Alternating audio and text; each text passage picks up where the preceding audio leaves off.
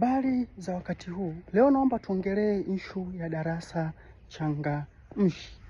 Darasa changamshi ni darasa la aina gani?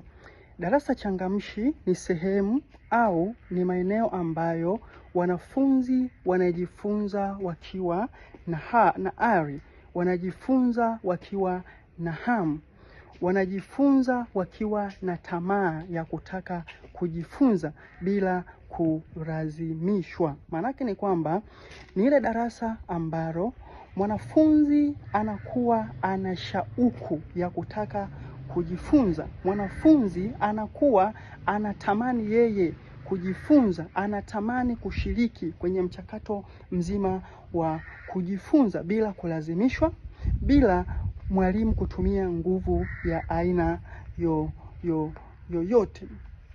Darasa changamshi ni darasa ambalo wanafunzi wanakuwa wanashiriki katika mchakato mzima wa kujifunza moja kwa moja, aidha kwa kujibu maswali, kwa kuuliza maswali, au kwa kuulizana maswali wao wenyewe, au kwa kujadiliana wao kwa wao katika ujifunzaji wao. Ni darasa ambalo mwalimu hautumii nguvu nyingi kuwalazimisha wanafunzi kujifunza, hautumii nguvu nyingi kuwafanya wanafunzi waweze kushiriki kwenye mchakato mzima wa ufundishaji wako. Sifa za darasa salama ni sifa za aina gani? Sifa za darasa salama, sifa ya kwanza ni darasa linaloongea. Tunaposema darasa linaloongea ni darasa ambalo linakuwa limesheheni zana mbalimbali za ufundishaji na ujifunzaji. Linakuwa limesheheni vifaa mbalimbali vya kuwasaidia wanafunzi kuweza kujifunza.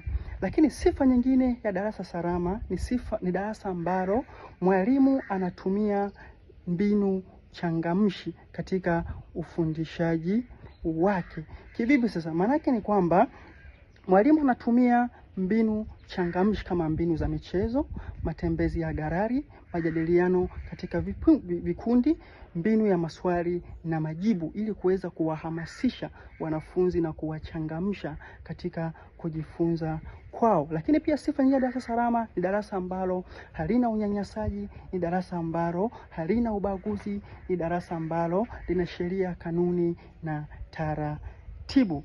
Hivyo basi, kama mwalimu una darasa changamshi, basi wanafunzi wako wataweza kujifunza inavyotakiwa na wataweza kufikia malengo. Na mwalimu ndiye unaweza kuamua darasa lako liwe changamshi au lisiwe changamshi. Darasa changamshi ni darasa ambalo linatengeneza performance kubwa sana ya wanafunzi katika kujifunza kwao na hata kufaulu katika masomo yao. Kwa sababu gani? Kwa sababu kila mwanafunzi anakuwa na hamu, kila mwanafunzi anakuwa na tamani kuweza kujifunza.